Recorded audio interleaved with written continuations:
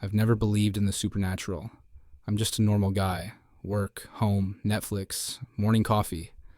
But everything changed the day I received a letter from myself. It happened last November. I was coming home from work when I noticed an envelope in my mailbox. No return address. The paper looked yellowed, like it had been sitting somewhere for decades. My full name and current address were written on the front, in my own handwriting. At first, I thought it was some kind of prank, but when I opened it, my heart nearly stopped. The letter began like this. Hi, Mark. If you're reading this, it means the time has come. Do not leave your house on November 12th. No matter what happens, stay inside. Trust me. I know what I'm saying. Then came something like an explanation. The writer claimed to be me, only from the future. He said he had already lived through that day and barely made it out alive. At the bottom was a signature, identical to mine, down to the tiniest details. I sat there staring at the paper, feeling cold sweat run down my back. November 12th. That was next Saturday. I tried to remember if I'd ever written something like that as a joke, but I hadn't. The postmark looked old, the ink faded, the paper clearly aged. I tried not to think about it too much. I tossed the letter into a drawer, but that night, I couldn't sleep. I ended up pulling it out again, rereading it over and over, and finally hid it in my desk, just in case. The next day, I told a coworker about it. He laughed. Someone's messing with you. Handwriting can be copied. I nodded, but deep down, I knew. It was too perfect. Every tiny quirk of my writing, exactly right. November 12th arrived sooner than I expected. I woke up uneasy. Outside, it was raining, the sky gray and heavy. I read the letter one more time. Do not leave your house. Fine, I thought. I'll play along. What's the worst that can happen? By noon, I was bored. I turned on the TV, scrolled through some news, nothing strange. Around 3 p.m., my doorbell rang. My heart skipped a beat. On the video intercom stood a man in a black jacket. The camera was foggy from the rain, so I couldn't see his face clearly. Who is it? I asked. Postal Service, the man said. You have a registered letter. I was about to answer, but then I noticed he wasn't carrying any kind of bag. Just a single paper envelope, exactly like the one I'd received before. Something in my gut told me not to open the door. Leave it by the door, I said. He didn't move. You need to sign for it. His tone became more insistent. I glanced at the clock. 3:07 p.m. The letter had said, Don't leave your house, no matter what happens. I stood frozen by the door, trying to decide. Then I heard a soft sound, like someone dragging their fingers slowly down the surface of the door. I backed away. Silence. A minute later, the intercom beeped again. This time, the hallway was empty. I didn't go out that day. That night, I barely slept, but nothing else happened. In the morning, I finally gathered my courage and opened the door. On the doormat lay an envelope. No address. Inside was a short note, written in the same handwriting. You made the right choice, but this is only the beginning. My hands were shaking. Then I noticed something faint on the bottom of the page, like a watermark. I held the paper up to the light. There was a date, November 12th, 2026. A year has passed since then. I still live in the same apartment. The letter is sealed in a plastic file inside my desk. Sometimes I think about writing a reply to my past self, but I don't know what exactly I'm supposed to warn myself about. And one last thing. Last week, at the same exact time, 3:07 p.m., the doorbell rang again. On the intercom, there was the same man in the black jacket. Only this time, he was holding my letter, the one I'd kept hidden in my drawer.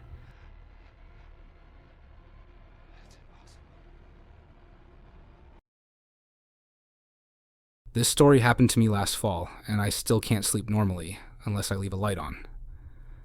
I live in a small northern town, and every Saturday I have a tradition. Night runs through a forest trail I know. It sounds strange, but it's quiet there, and usually no one else is around. That night the temperature dropped below freezing, and the air was so clear it felt fragile. I left my house at 11:40 p.m. and reached the edge of the forest about 15 minutes later.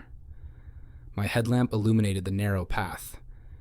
Everything looked normal until I sensed someone walking nearby. Not behind me, but somewhere off track, in the shadows between the trees. The footsteps were barely audible, almost synchronized with mine.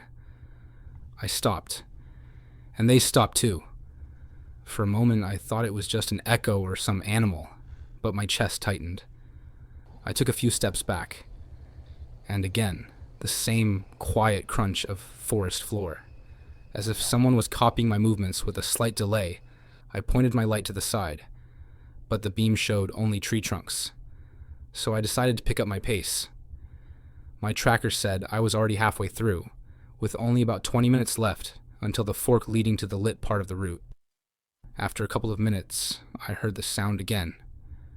Footsteps, matching mine. And then I realized they were closer, much closer than before I stopped.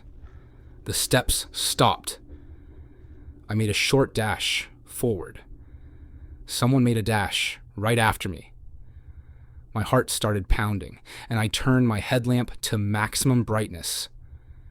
At the far edge of the beam, between the trees, I saw a figure. It stood motionless, as if it knew I was looking directly at it. A person, judging by the silhouette. But something was wrong. The figure faced me, yet there was no sign of reflected light. No shine on clothing, no glint of eyes. It was as if it absorbed the beam. Instead of reflecting it, I shouted, "Hey! Who's there?" The figure didn't move. Then, in the next second, it stepped forward, without making a single sound. No crack of branches, no crunch of snow. Nothing. That was when I realized I wasn't looking at an ordinary person. Or at least, not someone who should be in the forest at midnight, without a flashlight, without light, without anything. I turned and ran. The footsteps behind me grew louder. Now they weren't copying mine. They were faster, heavier. I heard someone practically flying down the trail, not needing to watch for roots or uneven ground. When I reached the fork, my headlamp started flickering. I hit it with my palm, and at that exact moment, I heard breathing right behind me. Slow, too deep to be human. I sprinted toward the nearest streetlight, not looking back once, until I burst onto the asphalt. I lay under the lamp on my back, trying to catch my breath, while the forest behind me remained completely dark and silent. No one followed me out. The next day, I went to check the trail in daylight. There were many tracks in the snow. Mine, and another set. But the second set was strange. They weren't beside mine, not behind them. They were on top of them, as if someone stepped in the exact same spots, perfectly matching each footprint down to the centimeter.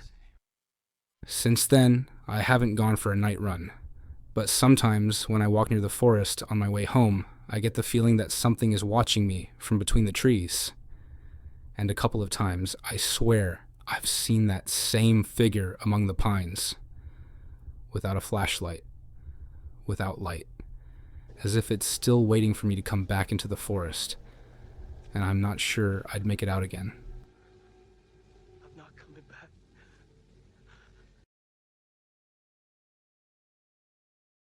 I've been an EMT for over 10 years, and I thought I'd seen everything. Deaths, crashes, hopeless cases. But what happened on that shift is something I try not to remember. I can't. We got the call at 2:46 a.m. Male unconscious, possible cardiac arrest.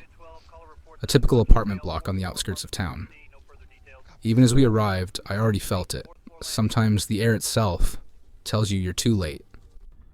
A young woman met us at the door, crying so hard she could barely speak. Her husband was lying on the floor near the couch. We worked on him for almost 20 minutes. Adrenaline, defibrillator, chest compressions, everything by protocol. But there was no pulse. He was dead long before we got there. I filled out the paperwork. The woman just sat against the wall staring through me. She kept repeating. He called you himself. He said he couldn't breathe. When we left, the sky was already starting to lighten. I tried not to dwell on the case. Too common, too hopeless. But those are the ones that stay with you. The next night I was helping in the dispatch room, sorting emergency calls. It was 2:46 a.m., exactly the same time as the night before. A call came into 911. A shaky female voice. Please, come. He's doing it again. The line cut out. I looked at the screen to check the address. My blood ran cold. It was the same one. I assumed it was the wife. Maybe she was having a breakdown. Maybe she needed help. I was about to send a unit when the line rang again. Same number. But this time it was a man's voice. Raspy, torn, like someone trying to speak while suffocating. Help. Pain. Can't breathe. The words were barely audible. Buried in static, I asked, "State your name." Lex. And the line went dead. That was the dead man's name.